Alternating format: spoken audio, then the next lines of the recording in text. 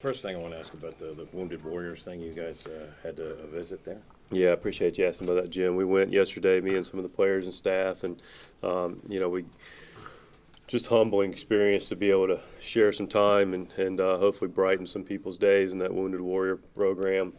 What an amazing program, and it's very humbling to be a part of that group, and really in all great spirits. And you're talking about men and women that have dedicated and sacrificed emotional and physical their well-being for the greater good of our country, and those are the real heroes of our country. And just couldn't encourage people more. Never tell people what to do with their time or their money, but it's a wonderful program that couldn't say enough about how well it's run and how much it means to people, the support they get. So anything that people can do to give back to some of these warriors that are just in tougher spots, that are still in good spirits. And what was humbling about it to me was, you thank the men and women for their sacrifice and their service, and they all said, I'd do it again. It was really impressive and amazing, very humbling. Some baseball stuff. So Matt Carpenter's not in there. So first of all, he's a person. You're That's dealing right. with human beings. That's right. But Thanks he's for remembering also, that. But I point that out because I'm phrasing it this way. He's also an asset in terms of the business, but he's an underachieving asset. So my question is, as a manager, how do you balance trying to retrieve that asset while also making sure that you're putting the guys who are the hottest in the lineup? I guess it's a delicate balance. Obviously, yeah, it's a beautifully phrased and well asked question, Jim. You are talking about a human being that has done a lot of things very well for a long time in this organization and in our community. I mean, the guy dedicated a field today in our community that he doesn't expect any fanfare from, but nonetheless did.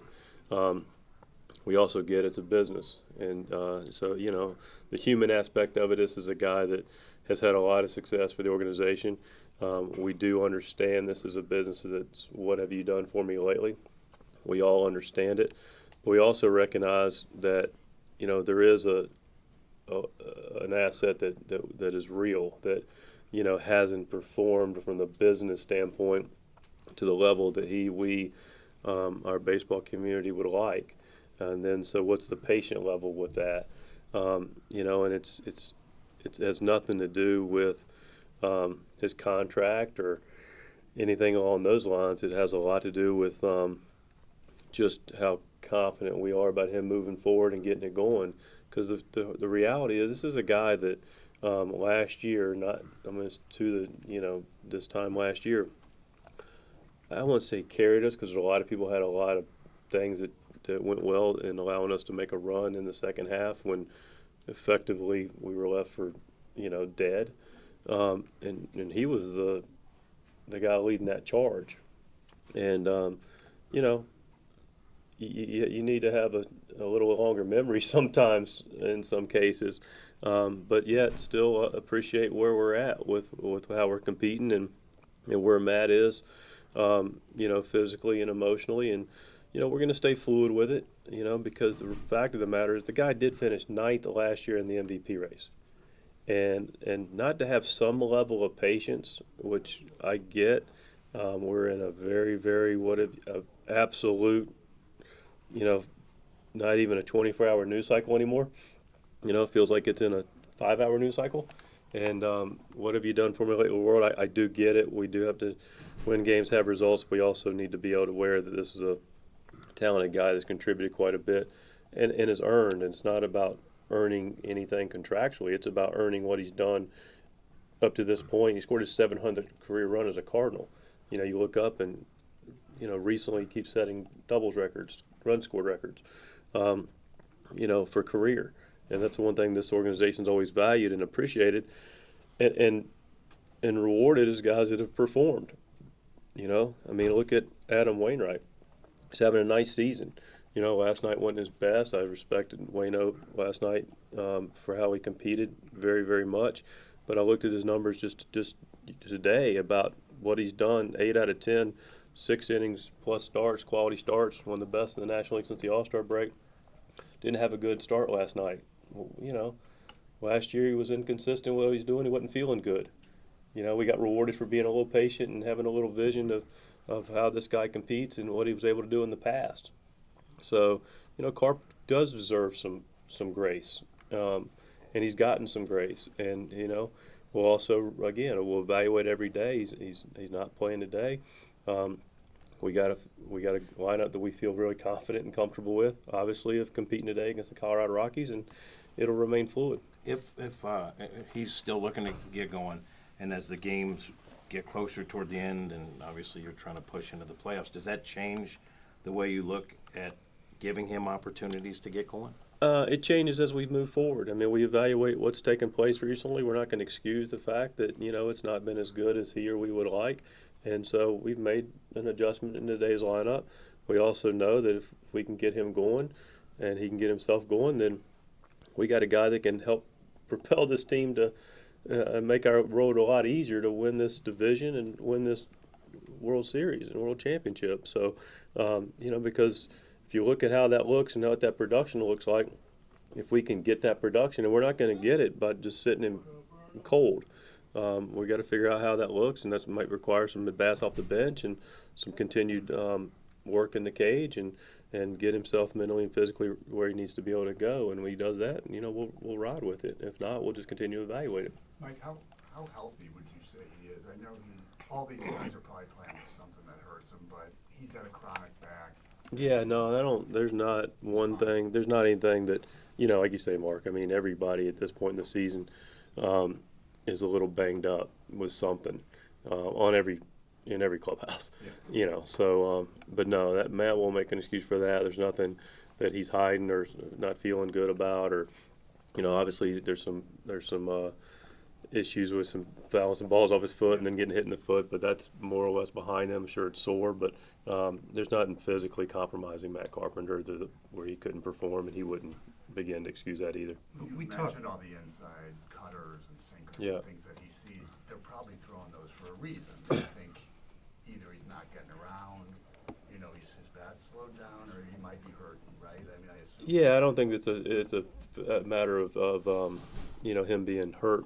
Okay. I think it's a matter. I remember years ago, many years ago, almost 10 now, I came up to help the big league team, get experience. And I was in the cage with Albert, and somebody was talking to him about how he's getting pitched now. This was around 2009 or 10. And, he'd been in the league 10 years, so he goes, you're pulling the ball more. Why are you pulling the ball more now? And, is it because you learned how to hit the ball inside? And Albert looked at the guy and was like, no, they pitch me in now. That's where I hit it, because that's where they pitch me. He's like, and in a couple of years, they'll start to pitch me away again, and I'll start to drive the ball away. And that's what happened to Matt Carpenter. They've thrown him away, and he's driven it the other way, or he's had balls out over the plate he's done damage on. And people are like more intentional about pounding him in.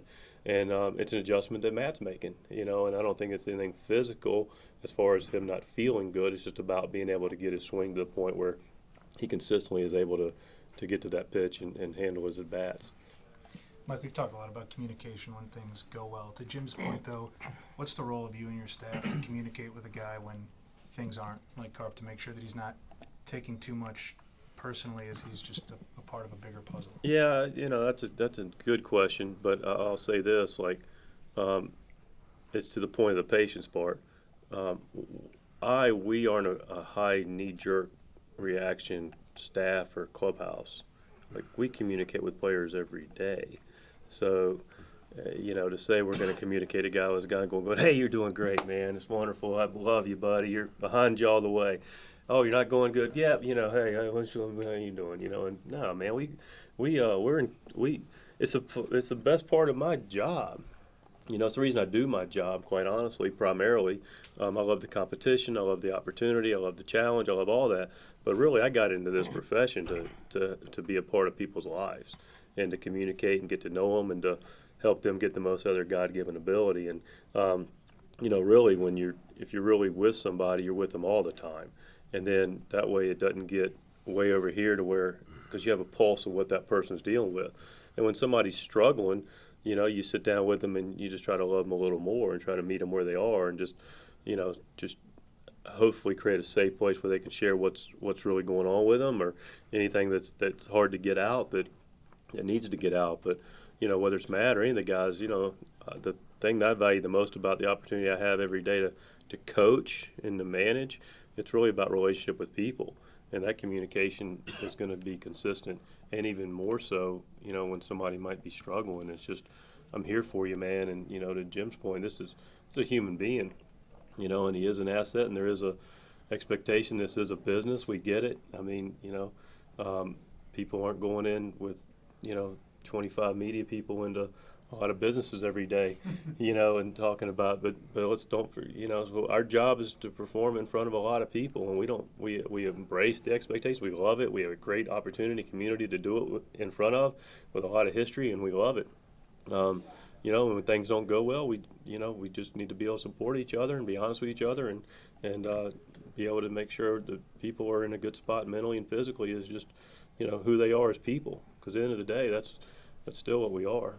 I know it's now the second game, but what do you like about what Dexter and Colton can bring you 1-2 at the top of the lineup? Yeah, you know what? I mean, it's interesting. We won, you know, a lot of games here recently, and you know, with a certain lineup, and you know, we changed the lineup during that stretch, and it's really about winning games. So, you know, it's ultimately about putting the guys in the spot we think they can be most successful. And Dexter done a nice job in the leadoff spot, giving us consistent at bats, taking his walks, hitting some balls, driving, doing some damage. You know, he's lined out a few times, which, you know, we still value. Colton continues to take good at bats and creates an opportunity for him to be in the 2-hole.